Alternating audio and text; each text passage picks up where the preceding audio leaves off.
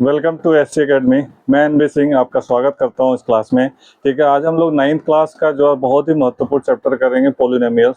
ठीक है, बहुपद के बारे में करेंगे, हिंदी में बहुपद कहते हैं। ठीक है, वेरिएबल क्या होता है, नॉन वेरिएबल क्या होता है, कांस्टेंट नंबर क्या होते हैं, एक्सपोनेंट क्या होते हैं, और मोनोमियल क्या होते हैं, और ट्राइनोमियल, बाइनोमियल, बहुत सारी चीज़ें जो है इस चैप्टर में आपका जो है क्लियर हो जाएगा। ठीक है, तो सबसे पहले इंट्रोडक्शन क्लास है, तो बहुत ही ध्यान से समझिए, कॉपी पेन रखिए, नोट डाउन करते रहिए, वीडियो को पॉज करके रखिए। हाँ, मेरे मोटिवेशन के लिए आप लोग लाइक करना, शेयर करना, सब्सक्राइब करना ना भूलें। ठीक है, तो let's start begin the class. ठीक है, पॉलिनोमियल्स, बहुपद कहते हैं इसे। ठीक है, इसमें दो चीज़ें बहुत ही स्टार्टिंग का जो ना आपने छोटी क्लास में भी पढ़ा होगा, एक कांस्टेंट टर्म होता है और एक वेरिएबल टर्म होता है। ठीक है, कांस्टेंट टर्म क्या होता है, मैंने पहले इस पे नोट डाउन कर दिया इसलिए। ठीक है, कांस्टेंट टर्म जो होता है, ठीक है, जितने भी नंबर्स होते हैं वो कांस्टेंट टर्म में आते हैं, 1 2 3 इंडेफिनिट या अपरिभाषित रूप से देते हैं। वेरिएबल में क्या होता है, जिसे हम चर राशि कहते हैं हिंदी में। ठीक है, इसमें क्या होता है, जितने भी अल्फाबेट होते हैं उसको हम कभी एज मान लेते हैं, कभी वेट मान लेते हैं, कभी लेंथ मान लेते हैं, कुछ भी, तो उसे वेरिएबल कहते हैं। वेरिएबल मतलब परिवर्तित होता है, इसे चर राशियां कहते हैं। Like A B C X Y Z anything. ठीक है, दो चीज क्लियर। ओके, पॉलिनोमियल को हम दो तरीके से वो कर सकते हैं, on the basis of degree, degree के आधार पर। डिग्री मतलब उसके पास जो पावर होता है, घात होता है, उसके आधार पर उसको हम जो है ना 4 टर्म में विभाजित करते हैं। ठीक है, नोट डाउन कर लेना आप लोग। ठीक है, एनसीईआरटी सिलेबस से थोड़ा हटके भी होता है। ठीक है, इसमें क्या आता है, सबसे पहले आता है कांस्टेंट पॉलिनोमियल। कांस्टेंट में क्या होता है, ठीक है, the polynomials having a 0 degree. ठीक है, जिनके पास कोई भी जो ना डिग्री नहीं होती है, यानी वेरिएबल पे ही डिग्री देखा जाता है।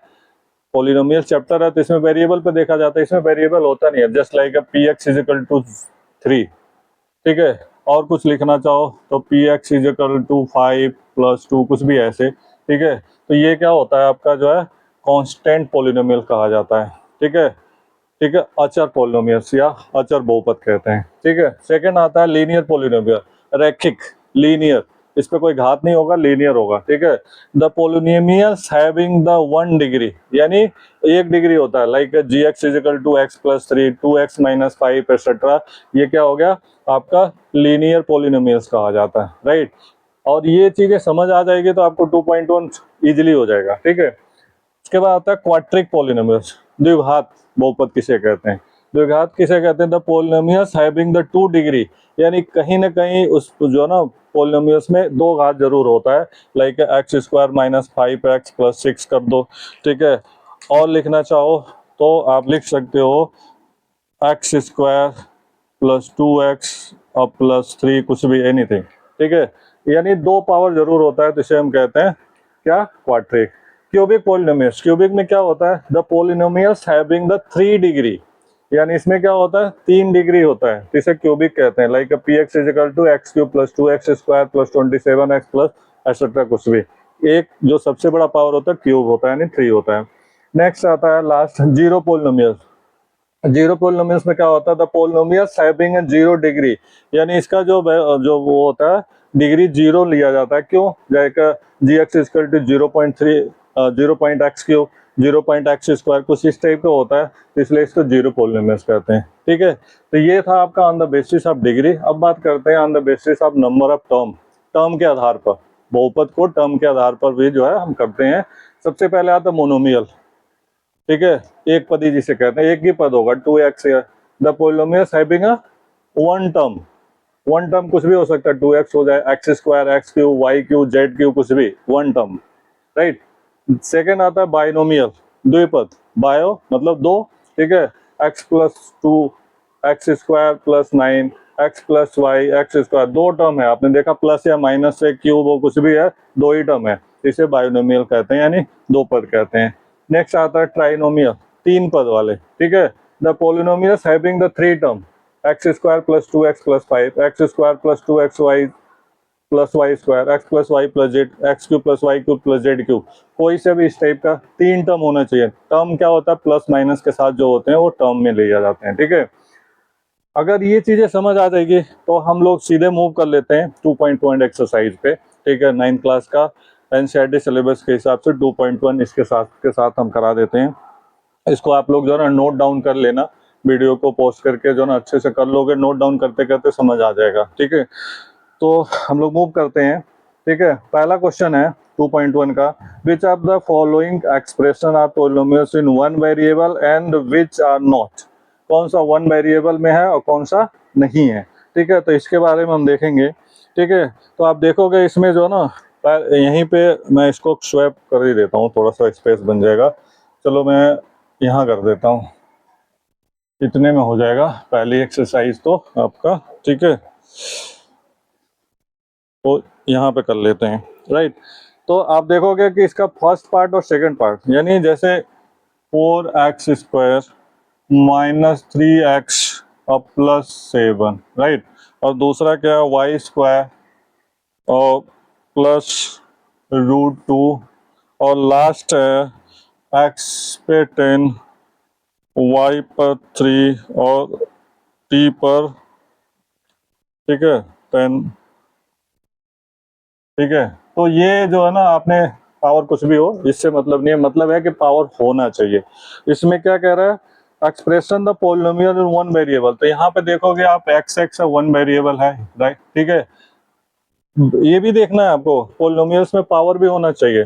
जो पावर है एक्सपोनेंट जिसे हम कहते हैं, एक्सपोनेंट जो है ना होल नंबर में होना चाहिए। होल नंबर मतलब 1 2 3 एक्सेट्रा में। ठीक है, तो इसमें भी आप देखोगे, यानी सेकंड पार्ट में भी है, और लास्ट का जो पार्ट है यानी फिफ्थ पार्ट, इन तीनों को जो ना हम पॉलिनोमियल्स वन वेरिएबल्स में हम कर सकते हैं या कह सकते हैं। ठीक है, लेकिन इसका जो सेकंड और थर्ड है, जैसे कि 3√t और प्लस t√2, एक ये है, और y प्लस 2/y, ये दोनों नहीं है। इसे कहेंगे यस वेरिएबल है, और इसे कहेंगे नो वेरिएबल नहीं है। क्या वेरिएबल नहीं है?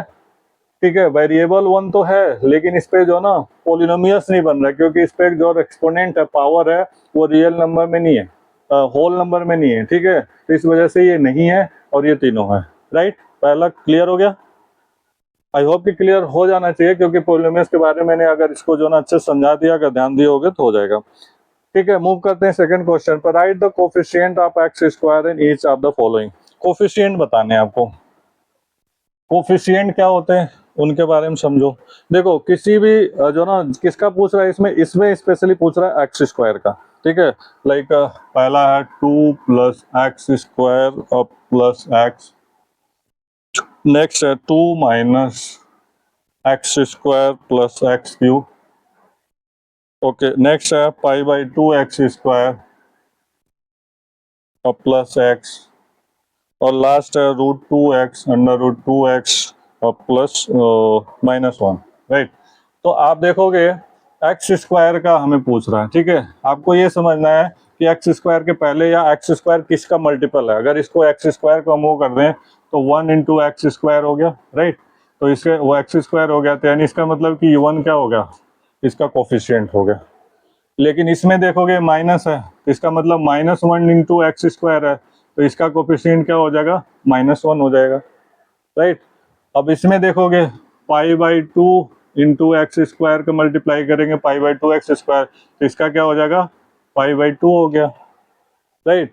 स्क्वायर वाले पे देखना, क्यू वाले पे नहीं देखना ना, एक्स वाले पे। यहाँ पे क्या है, एक्स है, तो यहाँ पे क्या हो जाएगा 0, क्योंकि यहाँ पे x² है ही नहीं, तो इसका जो कोफिशिएंट क्या हो जाएगा, 0 हो जाएगा, राइट।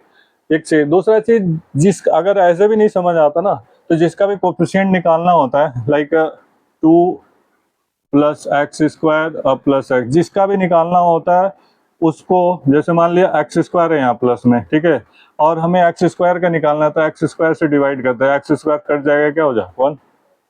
सेकेंड वाले में देखोगे तो क्या हो जाएगा, 2 - x² + x³ है, ठीक है। हमें निकालना है -x² का, और क्या निकालना है, x² का कोफिशिएंट निकालना है। तो आप इससे इसको काटोगे तो क्या होगा, -1 आएगा ना, राइट। तो आपको बस इतना ध्यान देना है, ठीक है। वैसे बेसिकली इसको आपने पहले छोटी क्लासों में भी आपने कर रखा होगा, ठीक है। तो मूव करते हैं थर्ड क्वेश्चन पे। तो थर्ड क्वेश्चन क्या कहता है, give one example each of the binomial of the degree 35 and the monomial. तो बाइनोमियल और मोनोमियल ध्यान देना, इसलिए मैंने स्वैप नहीं किया था। बाइनोमियल ये सेकंड हो गया, मोनोमियल ये हो गया, यानी बाइनोमियल में 2 टर्म होना चाहिए, मोनोमियल में 1 टर्म होना चाहिए। अब इसमें कह रहा है बाइनोमियल में 35 डिग्री, तो कोई सा भी 35 डिग्री का बना लो, लाइक x35 + 5 या x35 + y या x35 + 5x, कुछ भी ऐसे 2 टर्म होना चाहिए, 35 एक्सपोनेंट होना चाहिए, ठीक है। इसका सेकंड पार्ट क्या रहा, मोनोमियल होना चाहिए। मोनोमियल में क्या होता है, 1 टर्म होता है, यानी y पर 100 लिख सकते हैं हम, x पे 100 लिख सकते हैं, z पे 100 लिख सकते हैं, कोई भी 1 टर्म का होना चाहिए, 100 पावर होना चाहिए। समझ आ गया होगा, ठीक है। उसके बाद नेक्स्ट मूव करते हैं 4th क्वेश्चन पे, ठीक है। क्वेश्चन नंबर 4 देखेंगे, right the degree of each of the following, ठीक है, डिग्री बतानी है, ठीक है। तो मैंने आपको यहाँ डिग्री के हिसाब से देखो बता दिया कि कांस्टेंट हो सकता है, लीनियर हो सकता है, क्वाड्रेटिक हो सकता है, क्यूबिक हो सकता है या जीरो हो सकता है, राइट। तो अब आप इसमें देखो, इसमें 4 पार्ट है, 5x³ + x² और +7x, राइट। दूसरा है 4 - y², थर्ड है 5t/4 √7 और नेक्स्ट है 3। ओके, तो डिग्री मैंने आपको बताया था कि जब भी डिग्री हो या डिग्री को कंपैरिजन किया जाता है तो वेरिएबल पे ही किया जाता है, ठीक है, और किसी पे नहीं किया जाता, यानी कांस्टेंट जो एक्सपोनेंट लिया जाता है वेरिएबल पे। अब इसमें डिग्री, सबसे बड़ी डिग्री क्या है, 3 है, ठीक है। तो इसकी डिग्री क्या हो जाएगी, लिख देंगे, इसकी डिग्री है 3, ठीक है। इसकी डिग्री क्या है, वेरिएबल पे 2 है, तो इसकी डिग्री हो जाएगी 2। इस पे क्या हो जाएगा, सॉरी इस पे पावर नहीं है, तो इस पे t है, ठीक है, तो इस पे डिग्री क्या हो जाएगी 1, और इस पे तो है ही नहीं कोई वेरिएबल, तो इसकी क्या हो जाएगी 0। बट डिग्री बताना है, डिग्री आपने बता दिया, हो गया 4th क्वेश्चन क्लियर। बिल्कुल इजी हो जाएगा आराम से, बस इंट्रोडक्शन को अच्छे से समझ लो, इसको नोट डाउन कर लो, ठीक है, आपको लगेगा कि बिल्कुल इजी है। इस एक्सरसाइज का last question, classify the following as a linear, quadric and cubic polynomial. Linear बताना है, ये भी इसी से रिलेटेड है, लीनियर है, क्वाड्रिक या क्यूबिक, इसमें बताना है कि कौन सा लीनियर है कौन सा क्या है। लाइक एक है x² + x, नेक्स्ट है x - x³, x - x³, okay. Next है y + y², y + y², sorry y + y² + 4, next है 1 + x, नेक्स्ट है 3t, नेक्स्ट है r², नेक्स्ट है 7x पे क्यूब, राइट। अब आप देखो इसमें क्या बताना था आपको, लीनियर, क्वाड्रिक, क्यूबिक। तो मैंने आपको बताया था लीनियर का क्या होता है, इसमें कोई पावर नहीं होता, ठीक है।